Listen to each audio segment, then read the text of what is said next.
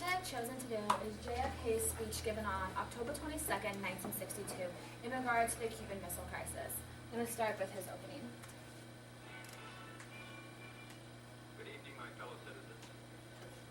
This government, as promised, has maintained closest surveillance of the Soviet military buildup on the island of Cuba. Within the past week, unmistakable evidence has established the fact that a series of offensive missile sites is now in preparation on that imprisoned island. The purpose of these bases can be none other than to provide a nuclear strike capability against the Western Hemisphere.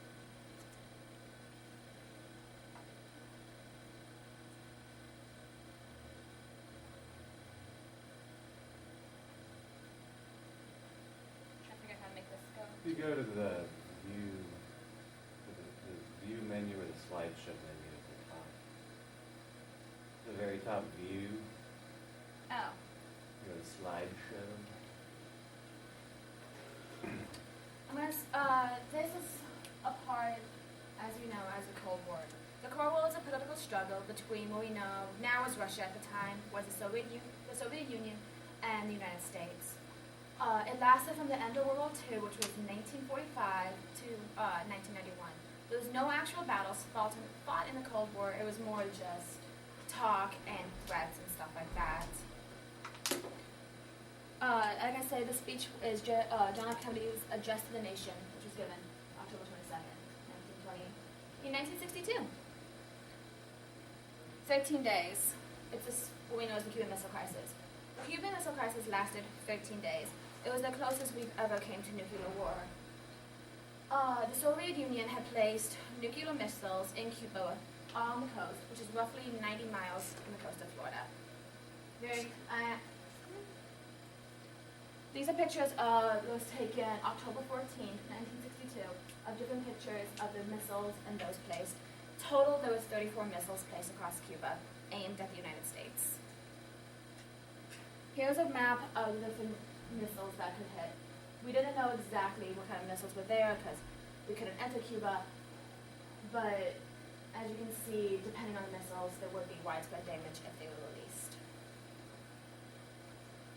The Soviet Foreign Minister, Gromky, or how you say his name, said on day 3 of the 13 days, the training of the Soviet specialists of Cuban nationals in handling defensive armaments is no means offensive. Basically, they felt by putting the missiles there, they were not attacking the United States. They wouldn't do anything offensive. It was just defense because the United States, from what we saw in World War II, has nuclear missiles, and they just felt it was appropriate for them to put them there. In return, as part of our, in return what we did, we put missiles in Turkey, which pointed at Russia, of course, well, Soviet Union at that time. This is a picture of the foreign minister and JFK talking when this whole went down. On October 22nd, 1962, day 7 of the 13 days, JFK addressed the nation. They knew from pictures and spy surveillance that there were missiles in the area. This speech was there to inform and alert the American people to what's going on. During the speech, Kennedy was very serious and told Americans what was going on, so they had nothing. They knew what was going on. The speech, it provoked fear in American citizens and stuff like that, and just fear. They trusted him, and sadly, a widespread panic. People raided grocery stores and to get supplies and build bomb shelters. At the end of the speech, he makes a plea to the people of Cuba who were trapped there under Castro's rule. He says, "Finally, I want to say a few words to the captive people of Cuba, to whom this speech is being directly carried by special radio facilities. I speak to you as a friend."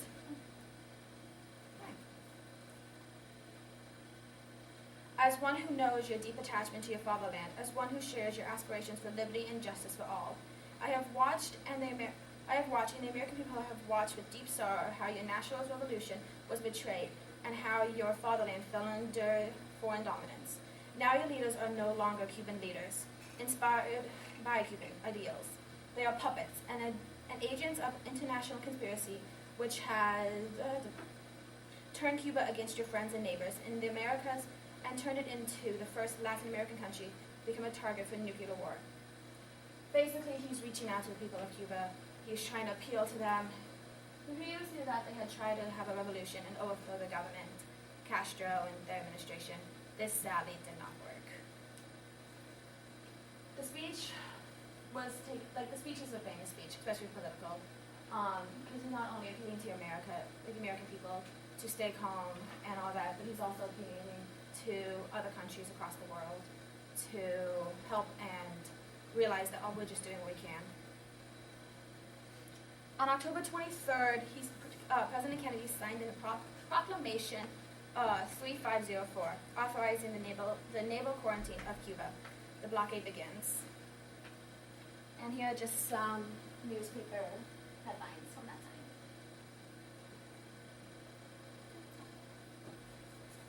that time.